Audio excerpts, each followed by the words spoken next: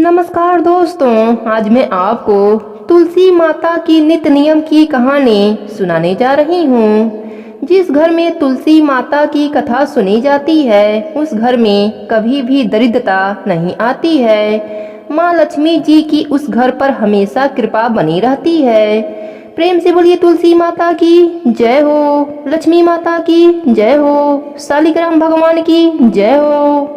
एक समय की बात है, एक गांव में एक लड़का रहता था। भोला राम तकरीबन 10 साल का था। जैसा नाम वैसा ही काम। बहुत ही भोला और कम बुद्धि का बालक, दुनिया के चतुराई से अनभिज्ञ। उसकी माता का मृत्यु हो गया था। उसकी माँ तुलसी माता की परम भक्त थी। इसी कारण भोला भी अपने माँ की तरह ही तुलसी माता का पूजा और कहानी सुना करता था। भोला के पिताजी कुछ दिनों के बाद दूसरी शादी कर लिए। उसकी सौतेली माँ उसे अच्छे से नहीं संभालती। भोला से घर का सारा काम कराती, पोछा और बर्तन भी धुलवाती। पर भोला अपने माँ का दुर्व्यवहार नहीं समझता।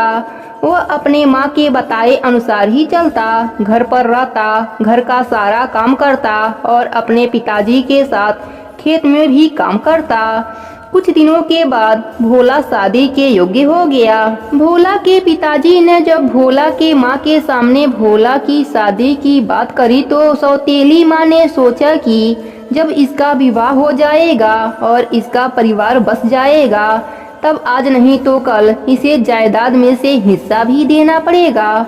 इसलिए उसने उसे मारने का षड्यंत्र रचा। उसके पिताजी भी भोले थे और दिन भर खेतों में काम करते थे, इसलिए उनको इस बात की भनक भी नहीं लगी।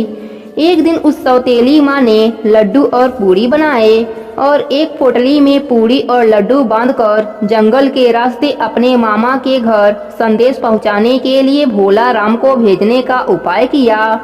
षड्यंत्र के तहत उसकी माँ उसके लड्डू में जहर मिला दिया था। उसने लड़के से कहा कि तुम्हें जंगल के रास्ते में भूख लगेगी तब तुम इसे खा लेना। लड़का अपनी माँ का बात मानकर सुबह सुबह ही नहा धोकर तैयार होकर पोटली लेकर अपने मामा के घर संदेशा पहुंचाने के नाम से घर से निकल पड़ा। चलते चलते वह जंगल तक पहुंच गया। गर्मी का दिन था, इसलिए उसे बहुत ज्यादा थकान लग रही थी। जब वह जंगल के बीच में पहुंचा तो वह बहुत ही थक चुका था। उसने सोचा कि यहाँ पर थोड़ी देर आराम कर लेता हूँ। उसने एक छोटे झरने के किनारे बड़े से पत्थर पर अपनी पोटली रख दी और पत्थर की खो में आराम करने लगा। थोड़ी देर बाद वहाँ एक हाथी आया।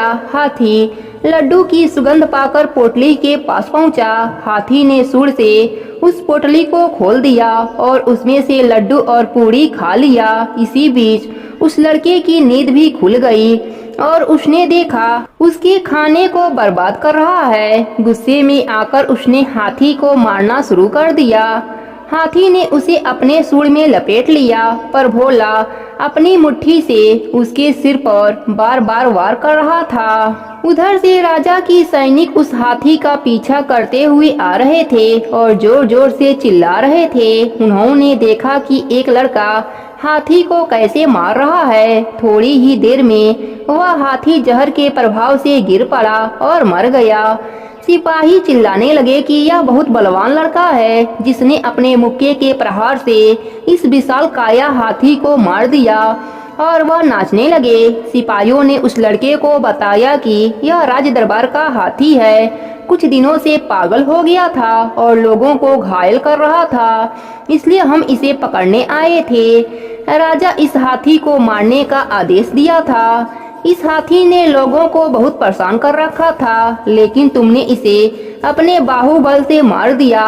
तुम बहुत बलवान हो। सिपाहियों ने कहा, राजा बहुत खुश होंगे, तुम्हें बहुत सारे इनाम मिलेंगे, तुम अभी हमारे साथ चलो। भोला सिपाहियों के साथ चल दिया। सिपाहियों ने सारी बात राजा को बताई। राजा बहुत खुश हुए और उसे 100 सोने की स्वर्ण मुद्रा इनाम के रूप में प्रदान किया। राजा ने लड़के से उसका परिचय पूछा। भोला ने अपनी परिचय उस राजा को बता दिया। राजा ने कहा, तुम बहुत बहादुर हो, तुम्हें हमारे दरबार में एक वीर योद्धा के रूप में होना चाहिए। भोला बहुत ही खुश हुआ। उसने राजा की बात मान ली और वहाँ पर सैनिक का प्रशिक्षण लेना शुरू कर दिया। उसकी मेहनत को देखकर राजा ने उसे सेना की एक टुकड़ी का सेनापति बना दिया। इधर बहुत दिनों तक भोला का कोई खबर नहीं मिला, इसलिए उसके परिवार वालों ने उसे मृत मान लिया और उसकी सौतेली माँ मन ही मन बहुत ही खुश थी। कुछ दिनों के बाद एक शेर ने राजा के राज में उत्पात मचाने लगा और लोगों को मारना शुरू कर दिया। राजा ने अपने सेनाओं के सेनापतियों को आदेश दिया कि उस शेर को ढूंढकर मार दिया जाए। भोला भी अपने टुकड़ी के साथ उस शेर को पकड़ने के लिए जंगल छान मारने लगा। एक दिन जब वह अपनी सेना के साथ शेर को ढूंढ रहा था, तब उसी जंगल में एक किसान मिला। किसान ने भोला से कहा, सेनापति जी, मेरा एक बैल घर से भागकर घने जंगल में आ गया है। मैं उसे तलाश करते करते थक गया हूँ। अगर आप लोगों को वह बैल मिल जाए तो आप लोग उसे अपने पास रख लीजिएगा और मेरे गांव में मुझे सूचना भिजवा दीजिएगा। सेनापति ने किसान से कहा, आप चिंता मत करिए, अगर वह बैल हमको मिला तो हम उसे आप तक पहुंचा देंगे। अब आप अपने घर को जाइए, अकेले जंगल में भटकना ठीक नहीं है। रात होने पर वह पेड़ों के ऊपर सो जाते और कुछ सैनिक नीचे तंबू बनाकर निगरानी करते। उसी दिन रात में सेनापति भोला को एहसास हुआ कि कोई जानवर उसके पैरों के नीचे खड़ा है। उसने ध्यान से देखा और कहा, अरे यह तो किसान का बैल है।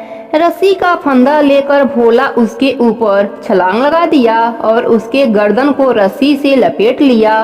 आसपास के सभी सैनिक भी उसके पीछे उस पर टूट पड़े। रात के अंधेरे में भगदड़ मच गई। सैनिकों ने बड़े बड़े जाल फेंककर उसे पकड़ लिया। तभी सैनिकों ने मशाल जलाई। तब उस लड़के ने देखा, अरे यह तो खूंखार शेर है। उसकी बोलती बंद हो गई, लेकिन सारे सैनिक उसकी जय जयकार करने लगे। यह सब तुलसी माता की कृपा बरस रही थी। शेर को पिंजड़े में कैद करके राजा के पास लाया गया। भोला के इस कारनामे को देखकर राजा अत्यंत ही प्रसन्न हुए। उन्होंने उसे अपने राज्य का मुख्य सेनापति घोषित कर दिया। उसकी बहादुरी को देखकर अति सुंदर राजकुमारी इतनी प्रसन्न हुई कि उन्होंने उससे विवाह करने की घोषणा कर दी। राजा ने भी खुश होकर उसके विवाह को मंजूरी दे दिया। इस तरह राजकीय ठाट बाट से उसका विवाह संपन्न हुआ। वह अपनी नई नवेली दुल्हन को लेकर सैनिकों के साथ अपने गांव की ओर रवाना हुआ। उसके गांव के लोग उसे देखकर हक्के बक्के रह गए। जब वह अपने घर के पास जाकर खड़ा हुआ तो उसकी सौतेली माँ पिताजी उसको देखकर सन्न रह गए। सौतेली माँ के पैरों के तले से जमीन खिसक गई। उसके मुंह से एक शब्द भी नहीं निकला। लड़के ने अपनी सारी बात अपने परिवार वालों को बताया और कहा, आज से हम सब राजमहल में रहेंगे। मैं आप सबको लेने के लिए आया हूँ। यह बात सुनकर उसकी सौतेली माँ को मन ही मन बहुत ही पश्चाताप हो रहा था और अपने आप को कोस रही थी और रो रही थी। वह राजमहल जाने से इनकार कर दिया, लेकिन भोला ने बार बार जिद किया तो जाने के लिए मान गई और उसके बाद उसने कभी भी भोला को सौतेला नहीं समझा। इस तरह सभी लोग राजमहल में हंसी खुशी से रहने लगे। इस प्रकार तुलसी पूजा करने से हमारी आने वाली पीढ़ी के जीवन में भी सुख समृद्धि का योग बन जाता है। इसलिए हम सबको तुलसी माता का नित्य नियम निभाना चाहिए। प्रेम से बोलिए तुलसी माई की जय हो। तुलसी माता की दूसरी कथा के अनुसार एक समय की बात है, एक गांव में एक ब्राह्मण और ब्राह्मणी रहते थे। उनके कोई भी संतान न थी। ब्राह्मण नित्य नियम से सुबह नदी में स्नान करने जाता और घर आकर पूजा पाठ करता। एक दिन ब्राह्मण नदी में स्नान करने के बाद जाने लगा तो पीछे से किसी ने आवाज दी, बाबा मैं भी आऊं। वह ब्राह्मण पीछे मुड़कर देखा पर वहाँ कोई नहीं था। फिर से चला तो फिर से आवाज आई, बाबा मैं भी चलूं। ब्राह्मण ने सोचा कोई दिखता तो नहीं, पर बुला कौन रहा है। फिर ब्राह्मण ने कहा, भूत प्रेत हो तो मत आना, कोई देव हो तो आना। इतने में एक छोटी सी कन्या आई और बोली, बाबा मैं आपके घर आऊंगी। ब्राह्मण ने अंगुली पकड़ाई और उसे घर लेकर आ गए। घर आने पर उसकी स्त्री बोली, यह कन्या किसकी है? वह कन्या बोली, माँ मैं तेरी हूँ। ब्राह्मणी ने ब्राह्मण से पूछा, क्या बात है? ब्राह्मण ने सारी बात बताई। उन दोनों ने उसे बेटी कहकर पुकारा। वह दोनों पति पत्नी बहुत खुश हुए और बोले, इसका क्या नाम रखें? ब्राह्मण बोला, इसका नाम तुलसी रख देते हैं, यह हमारे आंगन की तुलसी है। अब तुलसी खेलने कूदने लगी। माता पिता भी उसे बड़ा ही प्यार करते थे। वह बड़ी हुई तो माता पिता उसकी शादी की चिंता करने लगे। तब तुलसी बोली, मेरी चिंता आप मत करिए, मुझे तो स्वयं भगवान श्री हरि लेने आएंगे, आप लोग तैयारियां करो। शादी का मुहूर्त निकला। कार्तिक शुक्ल एकादशी के दिन तुलसी जी का विवाह शालिग्राम जी के साथ हो गया। जब तुलसी जाने लगी, उनके माता पिता रोने लगे, बेटी हम तुम्हें कहाँ लेने आएंगे? तब तुलसी ने कहा, माता पिता आप मेरी चिंता मत करना, मेरा ससुराल द्वारिका धाम है, आप जब याद करोगे तो मैं आ जाऊंगी। आप अपने आंगन में तुलसी रखना, उससे मन को शांति मिलेगी। आंगन की तुलसी को आप सदा हरा रखना, उनकी पूजा अर्चना करते रहना। इतना कहकर तुलसी माता विदा हो गईं। ब्राह्मण ब्राह्मणी अपने आंगन की तुलसी की नित नियम से पूजा अर्चना करने लगे। कुछ दिनों के बाद ब्राह्मण ब्राह्मणी की मृत्यु हो गई। उन्हें लेने विष्णु लोक का विमान आया और वह दोनों ब्राह्मण ब्राह्मणी वैकुंठ धाम को चले गए। हे तुलसी माता, जैसे आपने ब्राह्मण और ब्राह्मणी पर कृपा करी, वैसे ही अपने सभी भक्तों पर अपनी कृपा बनाए रखना। प्रेम से बोलिए तुलसी माता की जय हो, विष्णु भगवान की जय हो। अब मैं तुलसी माता की अनजाने में की गई पूजा की सच्ची घटना सुनाती हूँ। यह घटना अरुलोचन नाम के 30 वर्षीय रसियन व्यक्ति के जीवन में घटित हुई थी। जब अरुण लोचन एक बालक थे, उनकी माता ने अनजाने में ही तुलसी के पौधों को विकसित किया और रसिया के तीव्र सर्दी में भी उसकी देखभाल की। प्रारंभ में तो उन्हें लगा कि यह भी अन्य पौधों की तरह सामान्य पौधा है, लेकिन धीरे धीरे उन्हें तुलसी देवी की आध्यात्मिक शक्ति का अनुभव होने लगा। कुछ समय बाद वह तुलसी देवी से इतनी आकृष्ट हुई कि अन्य पौधों की तुलना में वह सबसे अधिक देखभाल और सेवा तुलसी के पौधे की करने लगी। समय के साथ उन्हें इस बात का अनुभव हुआ कि तुलसी सेवा से उनका जीवन शांत हो गया है। अपनी माता को तुलसी सेवा करते देख अरुण लोचन भी उनके प्रति आकर्षित हुए और वह भी माता की सहायता करते हुए तुलसी सेवा करना प्रारंभ कर दिया। अनजाने में ही की गई तुलसी सेवा से उन्हें अज्ञान स्वीकृति प्राप्त हुई और कुछ समय बाद वह कुछ भक्तों से मिले जो मार्ग में पुस्तकें वितरण कर रहे थे। अरुलोचन ने उनमें से कुछ पुस्तकें खरीद लीं और उन्हें पढ़ना शुरू कर दिया।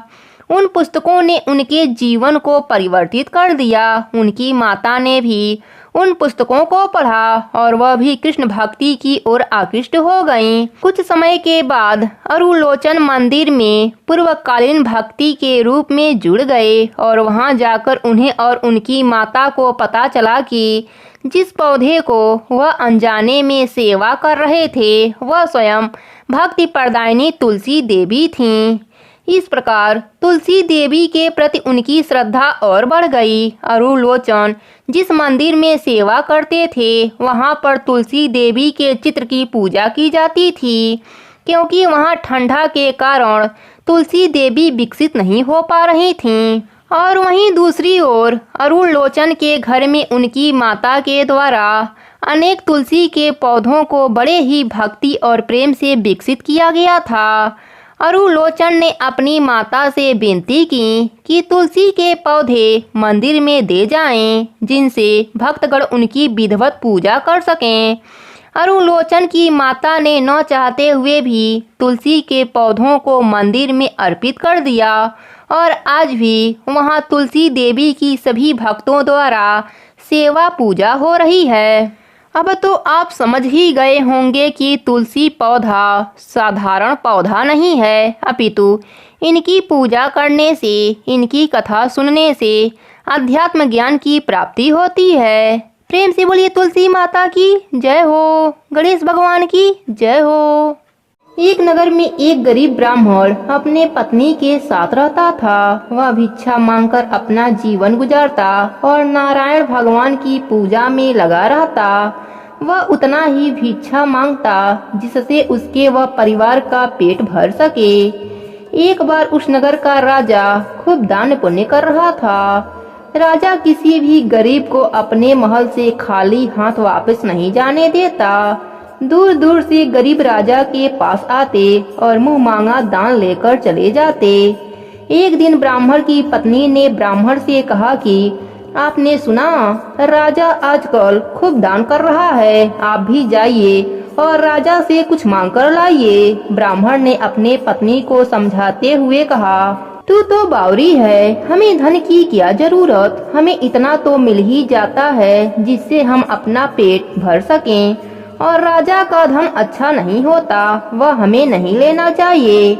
लेकिन ब्राह्मण की पत्नी जिद पर अड़ गई और बोली, मैं तुम्हारी एक भी बात सुनने वाली नहीं हूँ, कब तक हम कंगाली में जीते रहेंगे। तुम तो रोज माला लेकर बैठ जाते हो, अपने बच्चों को क्या खिलाएं, क्या पहनाएं। जब बच्चे दूसरे बच्चों को पहनते ओढ़ते और खाते पीते देखते हैं तो उनका भी मन ललच जाता है। आज तुम राजा के पास जाओ, राजा बहुत भला व्यक्ति है, वह हमें जरूर मुँह मांगा दान देगा। मजबूर होकर ब्राह्मण राजा के महल की ओर चल दिया, पर राजा उस समय महल में नहीं था। ब्राह्मण को वापस लौटना पड़ा। दूसरे दिन ब्राह्मण की पत्नी ने ब्राह्मण को फिर से महल भेजा, परंतु राजा फिर से महल में नहीं मिला। तीसरे दिन राजा महल में मिल गया और उसने ब्राह्मण का स्वागत किया और उसे आसन पर बैठाया और 2 दिन न मिल पाने के लिए क्षमा मांगी। राजा ने कहा, मैं आपकी क्या सेवा कर सकता हूँ। ब्राह्मण ने कहा, जो मैं मांगूं वह आप दे सकेंगे। राजा ने कहा, हाँ हाँ कहिए, मैं आपका क्या सेवा कर सकता हूँ। ब्राह्मण ने निवेदन किया, महाराज मैं कुछ और नहीं चाहता, बस आप मुझे अपने पसीने के कमाई से 4 पैसे दान में दे दीजिए। ब्राह्मण की बात सुनकर राजा चौंक गया और सोचने लगा, खजाने में बहुत सारा धन पड़ा है, पर मेरे मेहनत की 1 कौड़ी भी नहीं है। राजा ने ब्राह्मण से कहा, आप मुझे 1 दिन का समय दे दीजिए, मैं कल आपको मुँह मांगा दान दे दूंगा। ब्राह्मण अपने घर वापस आ गया। ब्राह्मणी ने ब्राह्मण को जब खाली हाथ देखा तो वह बोली, क्या हुआ, राजा ने कुछ नहीं दिया क्या? तब ब्राह्मण बोला, राजा ने कल देने के लिए कहा है। ब्राह्मण की पत्नी सोचने लगी, शायद इन्होंने बहुत सारा धन मांगा होगा और राजा को व्यवस्था करने में समय लग रहा होगा, इसलिए कल बुलाया है। दूसरी ओर राजा ने अपने राजसी कपड़े बदलकर फटे पुराने कपड़े पहने और मजदूर जैसा भेष बना लिया। जब राजा की पत्नी ने देखा तब राजा से पूछा तो राजा ने सारी बात बताई। रानी बोली, मैं भी आपके साथ चलूंगी। राजा मान गए। अब रानी भी पुरानी साड़ी पहनकर आ गई। इस प्रकार राजा रानी मजदूरी की तलाश में शहर निकल गए। लुहारों की मोहल्ले में जाकर राजा ने आवाज लगाई, किसी को मजदूर चाहिए। आखिर एक लुहार ने उन्हें बुला लिया, जो पहिए पर हाल चढ़ाने की तैयारी कर रहा था। उसने राजा से कहा, देखो तुम्हें पहले खलाद धोपनी पड़ेगी और जब आग आ जाए उसके बाद घन पीटना होगा। फिर रानी की ओर देखकर कहा, तुम्हें कुएं से पानी लाकर ओदी भरनी होगी और कोयले वाले घर से कोयला लेकर भट्टी में डालना होगा। तुम दोनों को दिन भर में 2-2 आने मिलेंगे। अगर काम पसंद हो तो बोलो, नहीं तो अपना रास्ता नापो।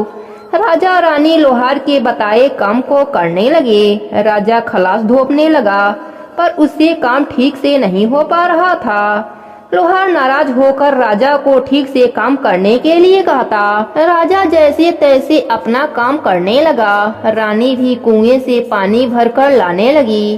रानी के हाथ में फफोले पड़ गए। किसी तरह बड़ी कठिनाइयों से उसने पानी का ओदी भरा। उसके बाद रानी कोयला लाकर भट्टी में डालने लगी।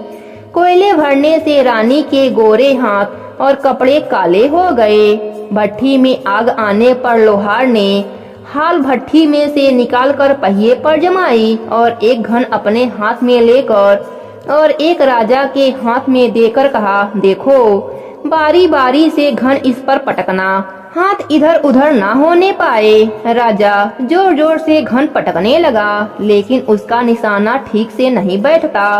कभी घन हाल पर गिरता तो कभी पहिए पर। मजदूरों का यह हाल देखकर लोहाइन बड़बड़ाती हुई आई और लोहार से कहने लगी, आज तुम यह नौसिखिया मजदूर काम पर कैसे लगा लिए? इनसे काम नहीं होगा, यह मजदूर तुम्हारा सब काम बिगाड़ देंगे। राजा रानी उन दोनों की फटकार सुनते सुनते अपना काम मन लगाकर करते रहे। घन पटकते पटकते राजा का शरीर पसीने से तरबितर हो गया और जोर जोर से सांस चलने लगी। रानी भी पानी भरते भरते और कोयला झोंकते झोंकते थक कर चूर हो गई। दोनों ने पूरे दिन बहुत मेहनत की। लोहार ने राजा रानी को 2-2 पैसे दे दिया, जिसे वह बड़ी खुशी खुशी से लेकर महल में आ गए। आज उन्हें पता चला कि मेहनत की कमाई कैसी होती है। राजा ने 4 पैसे अलग रख दिए और अगले दिन ब्राह्मण को बुलाकर उसे दे दिया। ब्राह्मण राजा को आशीर्वाद देकर घर लौटा और ब्राह्मणी से कहा, लो मैं राजा के यहाँ से दक्षिणा ले आया हूँ।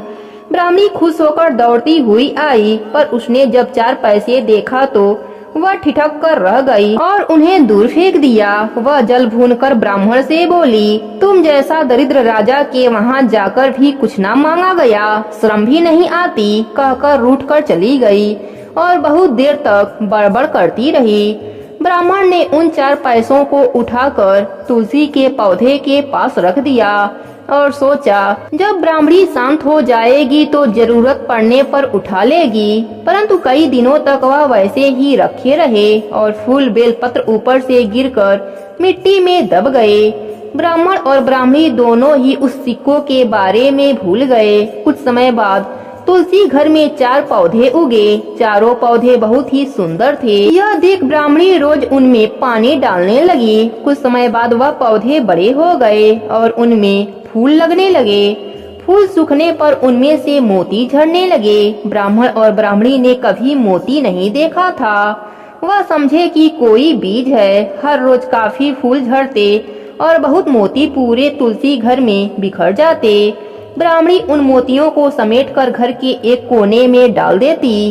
इस तरह वहाँ मोतियों का ढेर लग गया। एक दिन एक सब्जी वाली आई। ब्राह्मणी को सब्जी लेनी थी, पर उसके पास पैसे नहीं थे। उसने सब्जी वाली से कहा, क्या तुम इन चमत्कार बीजों के बदले सब्जी दे सकती हो? सब्जी वाली ने देखा तो वह पहचान गई कि यह तो मोती है।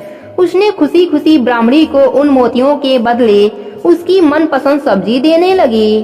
अब हर रोज ऐसा होने लगा। ब्राह्मणी और सब्जी वाली दोनों खुश थे। सब्जी वाली यह सोचकर खुश थी कि मुझे 1 पैसे की तरकारी के बदले हजारों का माल मिल जाता है, और ब्राह्मणी यह सोचकर खुश थी कि इन बीजों के बदले सब्जी मिल जाती है। इस प्रकार कुछ समय बीत गए। उधर राजमहल में कई हंस थे जो मोती चुंगते थे। राजा का यह नियम था, जब राजहंस मोती चुंगते थे उसके बाद ही राजा और उसका परिवार भोजन करता था। एक समय राजा का राजकोष खाली हो गया। अब राजा को मोती खरीदने के पैसे नहीं थे। यह खबर पूरे नगर में फैल गया। ब्राह्मण और ब्राह्मणी को जब यह पता चला तो उन्होंने यही विचार किया कि राजा बहुत दानी और नेक दिल का है। उसने अपना सब कुछ दान कर दिया, यहाँ तक कि उसके पास खाने तक का कुछ भी नहीं है। ऐसे हालात में हमें उन लोगों की कुछ सहायता करनी चाहिए।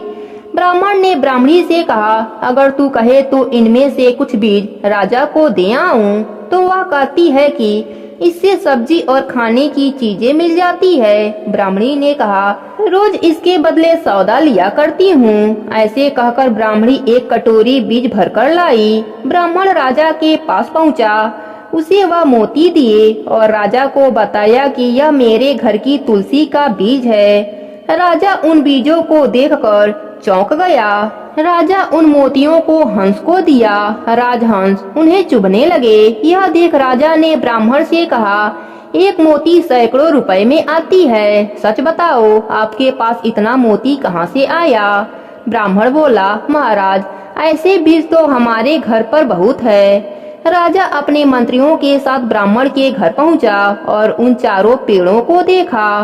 पूछताछ में उन सिक्कों वाली बात सामने आ गई। जब पेड़ों को देखा गया तो उनके जड़ के पास वही सिक्के चिपके हुए थे।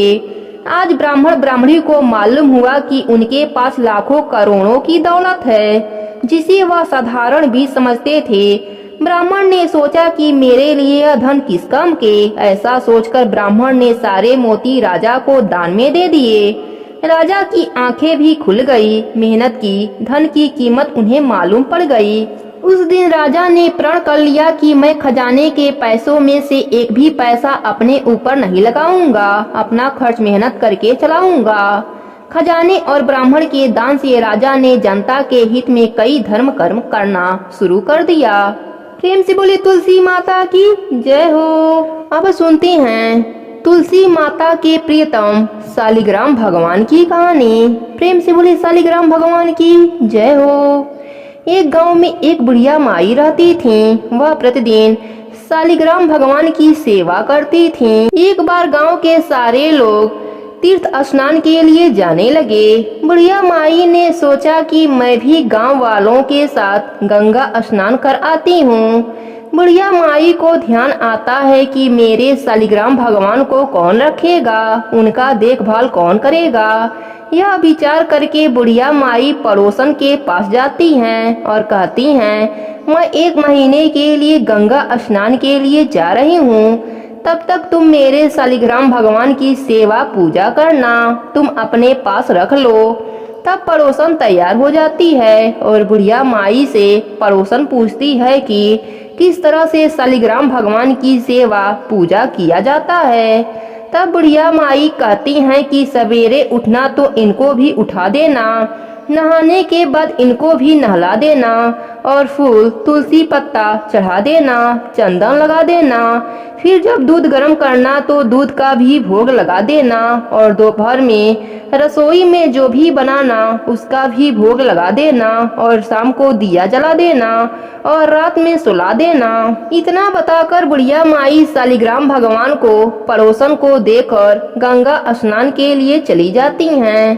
पड़ोसन सुबह उठकर बुढ़िया माई के बताए अनुसार भगवान को जगाती है, फिर स्नान कराती है, चंदन फूल और तुलसी पत्र चढ़ाती है, दूध गर्म करके दूध का भोग लगाती है। फिर दोपहर में खाना बनाती है। एक थाली में खाना निकालकर शालिग्राम भगवान को भोग लगाने के लिए आती है। तब पड़ोसन देखती है कि दूध तो भगवान जी पिए ही नहीं, दूध तो वैसा ही पड़ा है। तब पड़ोसन सोचती है कि क्या पता खाना खाने के बाद दूध पीते हों। फिर पड़ोसन खाना का भोग भी लगा देती है और कहती है, प्रभु जी दूध पी लीजिए और भोग जीम लीजिए। फिर पड़ोसन अपना काम करने लग जाती है। कुछ समय के बाद फिर आती है देखने भगवान जीमे की नहीं, ताकि मैं भी जीम लूं। हाथ जोड़कर देखती है कि दूध और खाना वैसा ही रखा है। फिर पड़ोसन हाथ जोड़कर बोलती है कि भगवान जी दूध पी लीजिए और जीम लीजिए, आप जीमोगे तभी तो मैं भी जीमूंगी। थोड़ी देर बाद फिर वापस आती है। फिर वही बात कह के वापस चली जाती है। फिर आती है तो देखती है ना तो भगवान दूध पी रहे हैं, ना ही खाना खा रहे हैं। अब पड़ोसन चिंता में पड़ जाती है और सोचती है कि आज तो पहला ही दिन है। बुढ़िया माई आएंगी तो क्या कहेंगी? कहेंगी कि तुमने तो मेरे भगवान को दुबला पतला कर दिया। फिर पड़ोसन हाथ जोड़कर भगवान से प्रार्थना करती है कि जिम लो, आप जीमोगे तभी तो मैं भी जीमूंगी। पर भगवान तो जीमते ही नहीं, वह भी भूखी बैठी रहती है। यही कहते कहते शाम हो जाती है। शालिग्राम भगवान सोचते हैं कि अब तो जाना ही पड़ेगा, नहीं तो यह जीमेगी ही नहीं और यह मर जाएगी। फिर इसकी हत्या का पाप मुझे लगेगा। फिर भगवान जी आते हैं और पड़ोसन के घर का भोजन जिमते हैं। अब तो हर रोज यही होता। ऐसे ही करते करते कई दिन हो गए। एक दिन भगवान ने कहा, मैया आज मैं वैकुंठ घूमकर आता हूँ। पड़ोसन ने कहा, नहीं प्रभु, अब कुछ ही दिनों की बात है। भगवान जी कहते हैं मैं शाम को आ जाऊंगा। फिर पड़ोसन मान जाती है। अब रोज यही होता। सुबह भगवान जिम कर वैकुंठ लोक चले जाते और शाम को वापस आ जाते। धीरे धीरे एक महीना बीत गया। उधर बुढ़िया माई गंगा स्नान करके वापस अपने घर आ जाती है। फिर बुढ़िया माई पड़ोसन के घर आती है। फिर पड़ोसन से कहती है, ला मेरे भगवान को मुझे दे दे, बहुत दिन हो गए दर्शन नहीं किया। पड़ोसन ने कहा, अभी भगवान जी बैकुंठ लोक गए हैं, शाम को आएंगे तब ले लेना। बुढ़िया माई को कुछ भी समझ में नहीं आता और कहती हैं, तुम मेरे भगवान को अभी के अभी दे दो। उनके बीच में झगड़ा चालू हो जाता है। आसपास के लोग इकट्ठे हो जाते हैं। पड़ोसन बोलती है, इस बुढ़िया माई को समझाओ, जैसे एक महीना दर्शन नहीं किया वैसे ही शाम तक और इंतजार कर ले, थोड़ा सा सब्र कर ले। शाम को शालिग्राम भगवान आएंगे तो मैं खुद ही इसे दे दूंगी। यह बात सुनकर सबके समझ में कुछ नहीं आता कि पड़ोसन क्या बोल रही है। बुढ़िया माई तो बहुत गुस्सा हो जाती है और वहीं बैठ जाती है। शाम हो जाती है। भगवान जी बैकुंठ घूमकर आ जाते हैं और मंदिर में विराजमान हो जाते हैं। जैसे ही पड़ोसन देखती है कि शालिग्राम भगवान आ गए, तब बुढ़िया माई से कहती है कि अब आकर ले जाओ अपने भगवान को। बुढ़िया माई कहती है कि अब तक कहाँ छुपाई थी, अब कैसे दे रही है, वह तो एक पत्थर के हैं, वह कैसे आ जा सकते हैं। तब पड़ोसन के समझ में आ जाता है कि वह भगवान के साक्षात दर्शन पाई है। तब पड़ोसन भगवान के आगे हाथ जोड़ती है कि आप बुढ़िया माई को भी दर्शन दीजिए, नहीं तो यह मुझ पर झूठा आरोप लगाती रहेगी। तब भगवान बुढ़िया माई को भी दर्शन देते हैं। बुढ़िया माई भगवान का दर्शन पाकर बहुत खुश होती है और पड़ोसन के पैरों में गिर जाती है। कहती है, तुम्हारे पुण्य प्रताप से, तुम्हारे वजह से मुझे भी भगवान के दर्शन हो गए। उसी समय दोनों का प्राण निकल गया और दोनों प्रभु के साथ वैकुंठ लोक को चले गए। हे शालिग्राम जी, जो भी आपकी कहानी कहे सुने उसे भी दर्शन देना, अपनी कृपा हमेशा उस पर बनाए रखना और अंत में वैकुंठ लोक का वास देना। प्रेम से बोली शालिग्राम भगवान की जय हो, तुलसी माता की जय हो, लक्ष्मी माता की जय हो।